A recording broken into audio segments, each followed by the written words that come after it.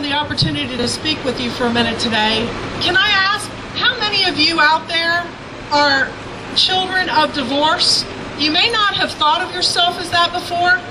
How many? Can I see a show of hands? Okay, there are a lot of us here.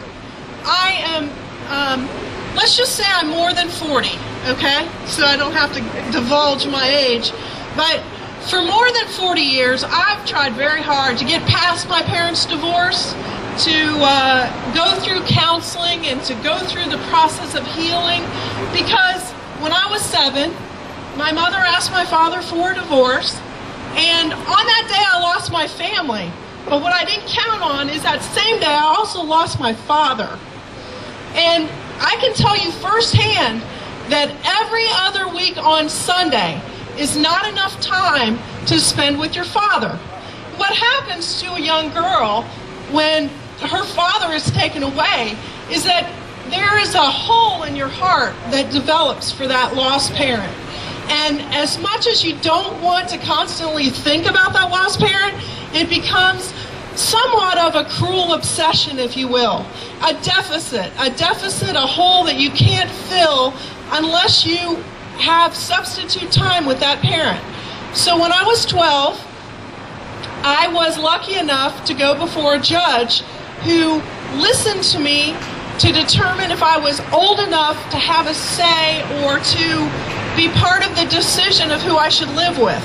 I actually told my mom I didn't want to live with her anymore, and I went before this judge who listened to me for 2.5 hours, talk with him about how I felt about the loss of my father.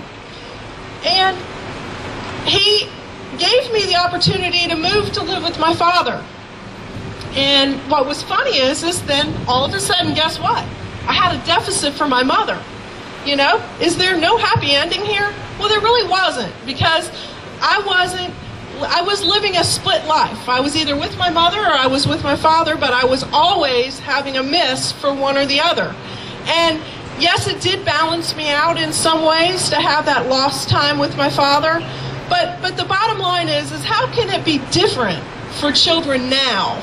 Well, the most important thing is that we need to start seeing ourselves as children of divorce who have gone through this and know how it can be different.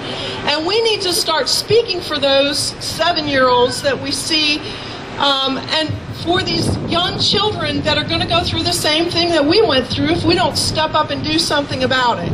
So what can we do? Well, we can actually change, and we can speak to our legislators, and we can change the perception of what it's like to be a child who is totally missing a parent, whether it be dad or mother. It's not okay. It's not okay for you to come into my home and to take one of my parents away from me. It's just not. I mean, it's not. It has to be a violation of our Constitution. I mean, this is the American flag. We should be protected against this kind of thing. I was born with a mother and a father. Who gives them the right? I don't care if it's a judge or if it's the laws. How did this right ever come about? Well, I don't think it's just, and neither does the Alabama Family Rights Association. So looking at this differently and taking some of the legal arguments that ALFRA has developed through talking with constitutional attorneys and others, and fighting this fight in a different way is what we're trying to do and what we're about.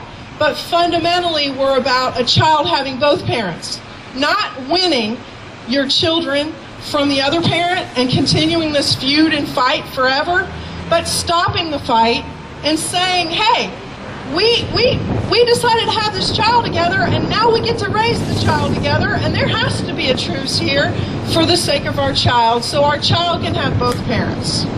Thank you for hearing me.